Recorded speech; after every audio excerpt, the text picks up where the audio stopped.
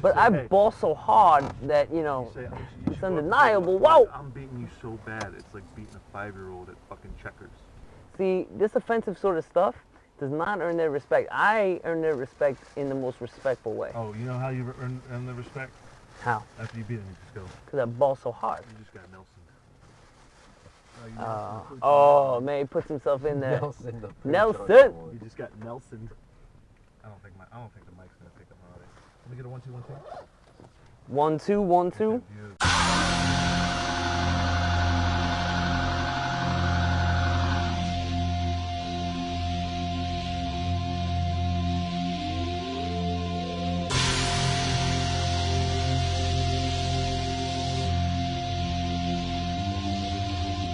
Okay, man, are you ready to go? I'm ready to go. Now, come on, now crank this motherfucker up.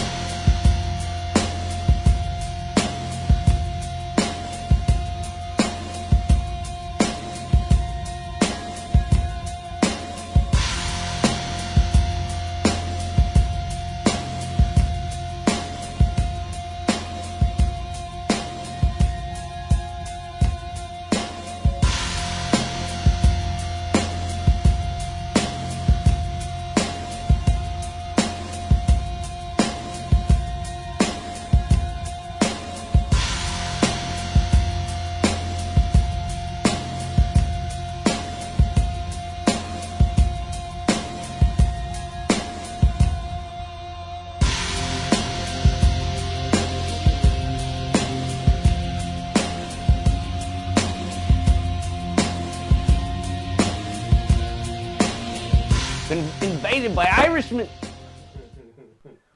Invasion. And this is my room where I'll be conducting my workouts portion of the time. I don't belong to a gym right now. I'm just gonna make use of the space, and we're lucky to be about 5 or 6 stops down the road from Coney Island Beach. Gonna be doing some beach workouts as well. I am going to be preparing myself for all things included, trying to make it to the NBA 2013, defy the odds. Now, people ask me this question, they're like, well, you know, what happens if you don't make it to the NBA? That is a good question, and I will continue to answer it this way. What I mean to represent to this, you know, opportunity is a different dynamic. You know, if you think about it in terms of a company. So what I want to represent to the owners out there, and to the general managers out there, and to the coaches out there, is somebody that is going to be part of a team, a mature mind, a dynamic basketball player in my own right. No, I cannot dunk a basketball, but I know what to do with it. I know how to get it to the guy who is going to dunk the basketball. And so if that's my role, I accept it gladly. I will do it in the sense that I will be the hardest worker on the court while the clock is ticking, and while no one's looking, and during practice. And I plan to be an extremely positive force, an extremely positive, mature mind amongst, you know, some people that come into the league from 1 year in college, 19 years old, might need somebody like me just to talk to them. And it just so happens that I have years of experience in the coaching business, coaching tennis. I know that, you know, my experience is that I've talked to many kids coming up in their life that needed somebody to talk to, that needed somebody to look up to, that needed somebody to care. If I'm wearing their uniform, if they see me in the same colors, you know, we can break down these barriers of communication. We can accomplish something great. You know, maybe it's a championship, and maybe it's just an inspirational story. You know, we have the example in this past year of Tim Tebow. He captivated America. He inspired many people, myself included. Would love to be as well. I'd love to make this bigger than just sports.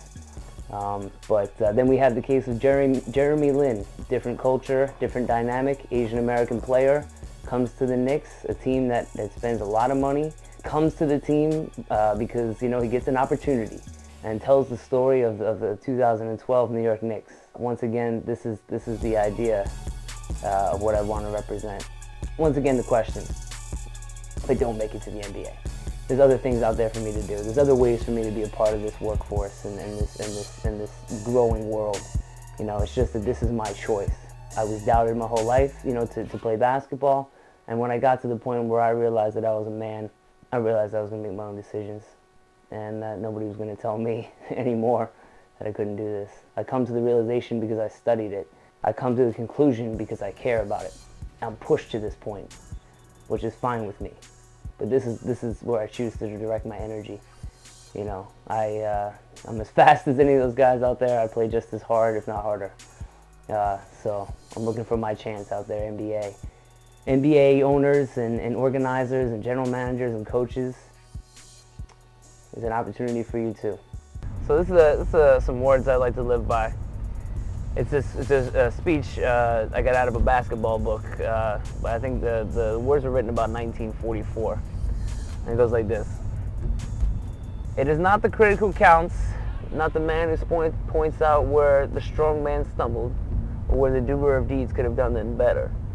The credit belongs to the man who is actually in the arena, whose face is marred by dust and sweat and blood, who strives valiantly, who errs and comes short again and again, who knows the great enthusiasm, the great devotion, and spends himself in a worthy cause, who in the end knows the triumph of high achievement, and who, if he fails, at least fails while daring greatly, so that his shall never be with those cold and timid souls that know neither victory nor defeat. Words to live by. Roger that. It's called a southpaw, all right? I'm a southpaw. I am the Jewish Rocky. You said it just right. But instead of going to fight one-on-one, I'm going to go fight 5-on-5, you know, and pack a punch at that. But, you know, that's what it is. It's a heart and fire. I play for Philadelphia, the fighting city of Philadelphia. Put my statue right out with the rocks. That's what they're missing, you know. So as much as I'm seeking out the NBA, I know in my heart of hearts that there's somebody out there that would do very well to have the type of influence that I have on a sports team. It's not as easily found as a guy that's 6'9" with a long wingspan and a, you know, a 45-inch vertical. Okay, you cannot measure this. You cannot teach it. All right, and we hear it over and over again. But the worst part is that the people, the men in power, the men who make these decisions, constantly forget this. Constantly forget that it is the intangible qualities of a person that have a lot to do with winning. You know, you could jump as high as you want. You could dunk the ball between your legs around your back, but it still counts for 2 points. All right? These teams have lost the quality where we have an individual here that makes this a stronger unit. We're a together team. We're going through this together, and we're going to actually grow as people as well as basketball players. That's what they need to get back to. Towson University, the Towson University Tigers, who I applied for. Check this shit out, right? I applied for the assistant coaching position at Towson U basketball this past season, right? And I called them up. I was like, look, you know, I would appreciate being brought in for an interview. I went to school there. I coached tennis there. Blah blah blah. I'm like, let's see, you know, interview me, right? They did not, and they won 1 game this entire season. 1, and I want to say 38 was their record. Well, and I did crash 2 vans, but I didn't, you know. I only banged into poles. There weren't, like, you know, other cars involved. They were just poles. Well, it's also because their conference got harder. We switched from the American East Conference to the... It was like within the last 5 years. No. Towson has not been in since we went to school there. Not since we went to... I'm telling you, dog. No. Towson's not... I'm going to have to look at 100%, dog. We would know, man. We went to school there. Of course I want to see them be successful. I'm a basketball guru, man. Of course I'd know if they did not. Yeah, Don knows they haven't made it to the damn. I thought they made it. Yo, I wanted the fucking Ravens in that Super Bowl. I wanted the Giants to beat that ass, man. When my first night I got to college was the year that the Giants got whooped by the Ravens in Super Bowl 35. They got whooped, dog. I wanted the Ravens so fucking bad. But at least the Giants won the Super Bowl anyway. Woo! See if we can get this spot right here in Manhattan where we're playing ball indoors. Because you know why? Because it's raining. Oh! 100% chance. All right, now look. I'm 5'8", ain't no big guy. But I'm Jewish, watch this.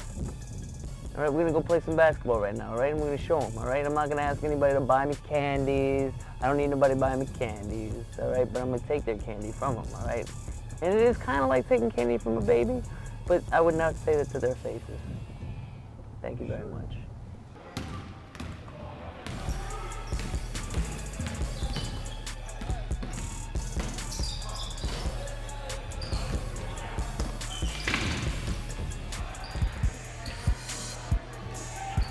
All right, we're here at the field house here at Chelsea Piers, 23rd West Side Highway. Came out here to get some shooting and some shooting in today.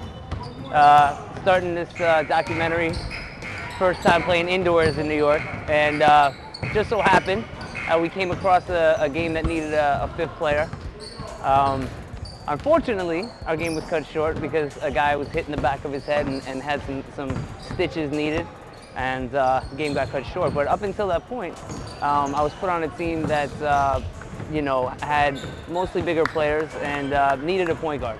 So I got into the game and started to do my thing. Now, we were down 3 points to start the game because they got technical foul shots because I wasn't officially on the team. So in any case, the score ended up being 13-all.